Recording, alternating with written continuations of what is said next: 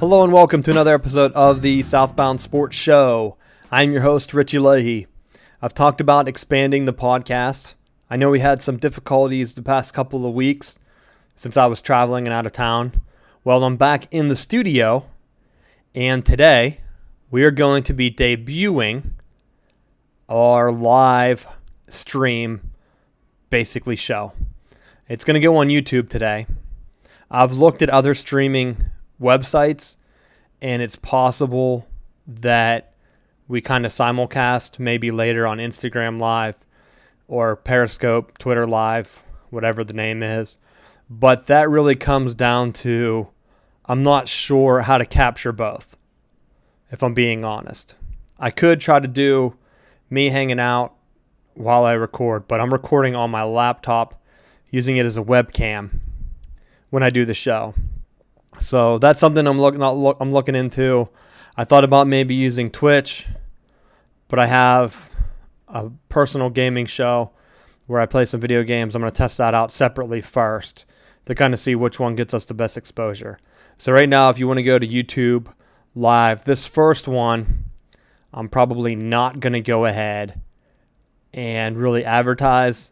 So after the fact, as you're hearing this, get ready for next week. You can subscribe to us. Our YouTube is Southbound Sports.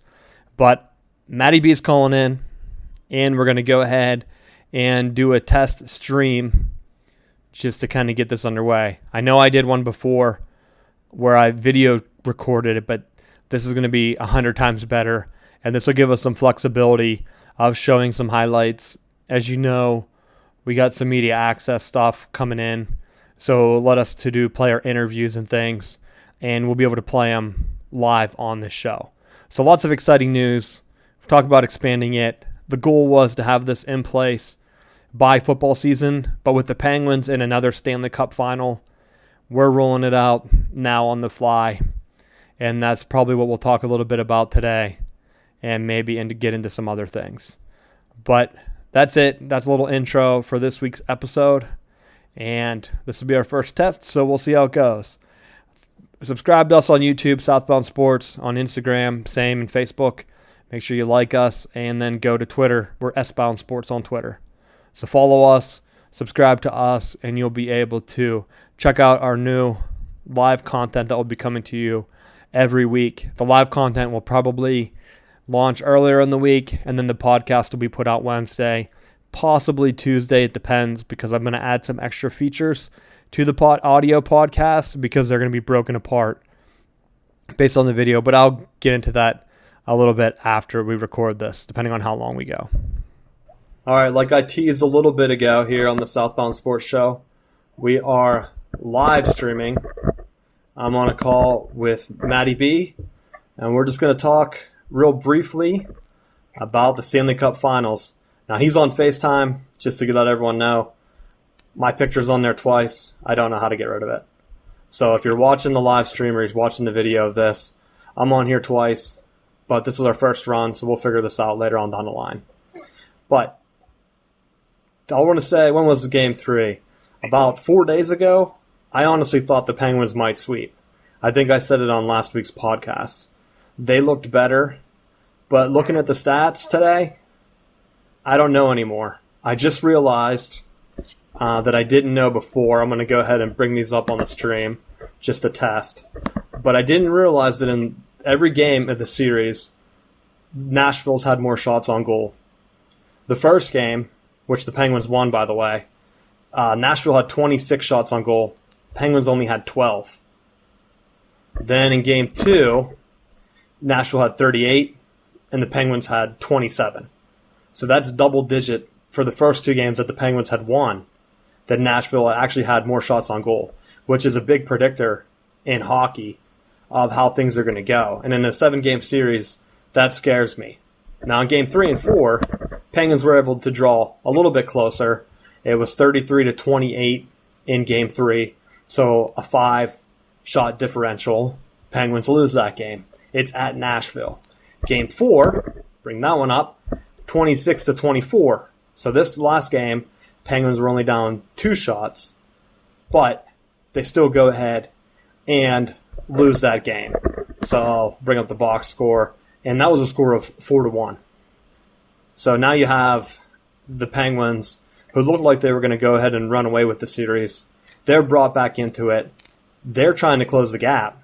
Looks like the Predators might take advantage of this one. What do you think about that? I don't know. I mean, since the Washington series, my thoughts were that the Capitals were going to be their biggest competition going through the playoffs, and once they got through there, I thought it was going to be just go on autopilot and cruise through the rest of the series. And it's been anything but that, playing tough against Ottawa and now with Nashville. One of the things with this Penguins team is that they just don't shoot the puck enough. They're very, it almost reminds me of Hoosiers, where they have to pass the puck so many times before they take a shot on goal. Rather than, in some of the games where they put the points on the board, they were shooting the puck off and getting those shots and getting the rebounds to put in. I think that's something that really helps them, but they've kind of gotten away from it these last two games. Yeah, I mean, I thought the Capitals were going to be the series. Went 7 games, then Ottawa takes them to 7 games. I thought they might have just been sleepwalking through that. But then you look at the matchup here in the finals. The Predators, that was pretty much the best scenario for them. A young, inexperienced team. They were basically the last team to get in the West. Normally when a team like that goes on a run, it ends in a complete annihilation in the finals. And that's what I thought was going to happen here. What are your thoughts on the goalie situation in Pittsburgh? I don't know. They made the switch, and I honestly thought that the switch was going to be a joke. Because I saw it on Reddit, I saw it come up, that they were making the switch at practice, but then there were some rumors that practice had been canceled. And this was a couple series ago or whenever it took place, I can't remember. But they were saying that it was going to happen, and at first I thought you can't get rid of a goalie who's won you the Stanley Cup multiple times. You just don't do that. And they make the switch.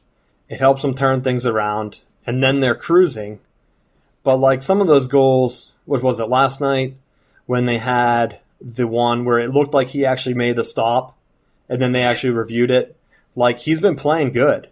So when you have 2 great goalies, you really can't go wrong with either, in my opinion.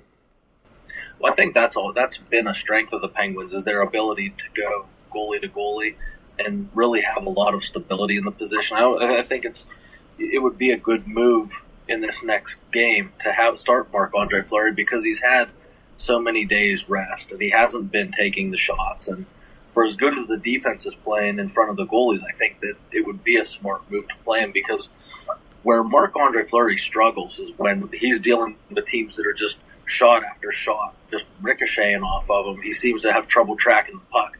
But it seems like when the defense is playing well in front of him and clearing the bodies out in front of the net, he makes all the tough stops. He does everything that you want from a top tier, top caliber player.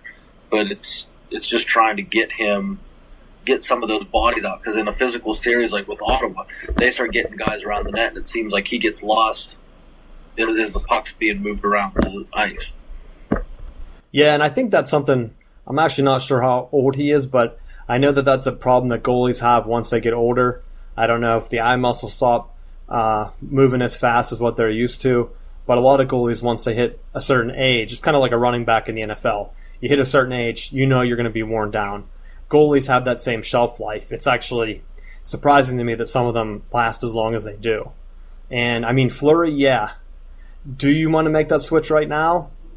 I don't know, because you're coming back to Pittsburgh. Murray's been playing. He's been playing well.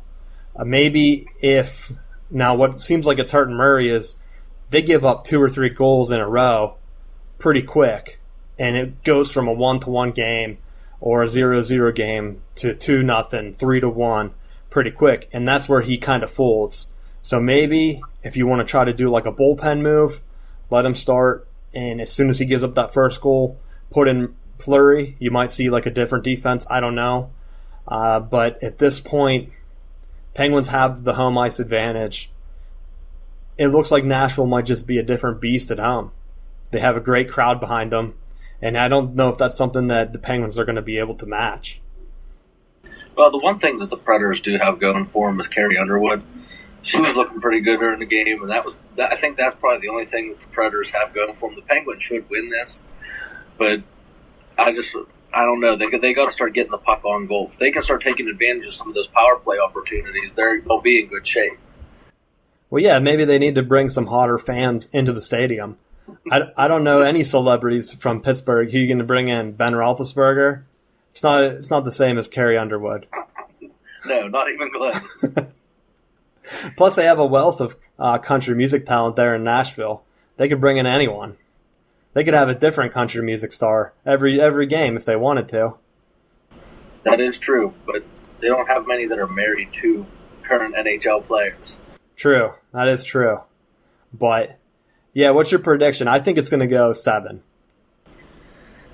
Oh, I'm just going to say take it in 6. I think the Pens are going to do it. I think they're a seasoned team. They're a team that has been down this road before. And I think once Sid and Gino start getting some more shots on goal, I think that's another issue that they're having.